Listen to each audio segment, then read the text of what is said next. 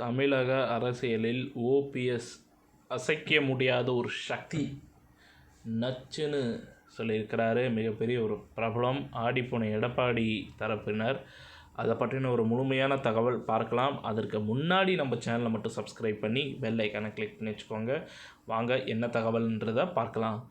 OPS அணி சார்பில் பார்த்திங்கன்னா நமது புரட்சி தொண்டன் புதிய நாளிதழில் பார்த்திங்கன்னா வெளியீட்டு விழாவில் கலந்து கொண்டு பேசிய ஒரு பத்திரிகையாளர் ரவீந்திரன் துரைசாமி பார்த்திங்கன்னா இந்த நிகழ்ச்சிக்கு பாண்டே வரீங்களான்னு கேட்டேன்.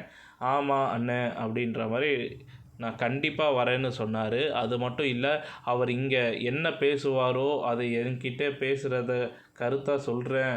அண்ணன் ஓபிஎஸ் அவர்கள் பார்த்திங்கன்னா தமிழக அரசியலில் ஒரு அசைக்க முடியாத ஒரு சக்தி, அதை யாரும் மறுக்க முடியாது என்பது தான் ரங்கராஜ் பாண்டேயுடைய கருத்து. அந்த கருத்தை பலமுறை பார்த்திங்கன்னா என்கிட்ட பகிர்ந்திருக்கிறாரு. அவர் இங்கே பேசுவார் என்று எதிர்பார்த்தேன். ஆனால் அவர் சூழ்நிலை காரணமாக இங்கே வர முடியலை. மருது அழகுராஜ் என்னுடைய இனிய நண்பர் தான்.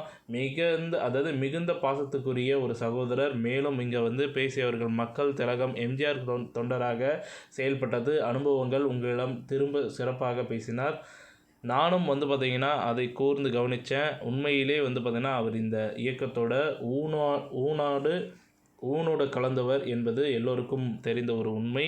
இன்றைக்கு அரசியல் களம் மிகப்பெரிய ஒரு மாற்றத்தை நோக்கி போயிட்டுருக்குது. 2024 இந்த அரசியல் களம்தான் 2026 முடிவு செய்ய போகுது.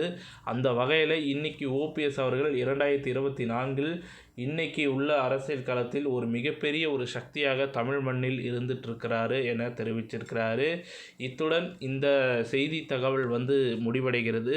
இந்த செய்தி தகவல் பிடிச்சிருந்தால் லைக் பண்ணுங்கள், ஷேர் பண்ணுங்கள். மறக்காமல் நம்ம சேனலை சப்ஸ்கிரைப் பண்ணி பெல் ஐக்கானை கிளிக் பண்ணி வச்சுக்கோங்க. நன்றி, வணக்கம்.